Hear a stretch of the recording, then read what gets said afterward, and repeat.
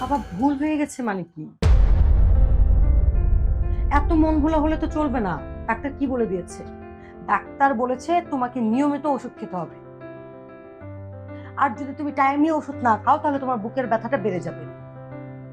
মা, তুমি তো বাবাকে একটু মনে করে দিতে পারো। আরে মা, আমারও তো বয়স হয়েছে, সবকিছু মনে থাকে না। মা পুতুল, তোর খুব কষ্ট হচ্ছে তাই না? সবই নিয়তি। আর যদি আমার একটা ছেলে থাকতো তাহলে তোর চাকরি করে আমার সংসার চালাবে। বাবা, এটা তোমার ভুল ধারণা। এখন ছেলে মেয়ের মধ্যে কোনো পার্থক্য নেই। তাছাড়া আমি গ্রাজুয়েশন কমপ্লিট করেছি, উচ্চ শিক্ষায় শিক্ষিত হয়ে নিজের শিক্ষাগত যোগ্যতা দিয়ে জব করে আমি এই সংসারটা চালাচ্ছি। এখন তো খারাপ কিছু নেই। তুমি শুধু আমার জন্য দোয়া করো, আমি যাতে সফল হই। কি বলিস রে মা, অবশ্যই দোয়া করি আল্লাহ যেন তোর মনের আশা পূরণ। বাবা, আমিও বড় হয়ে কুকুলাপোর মতো জব করব।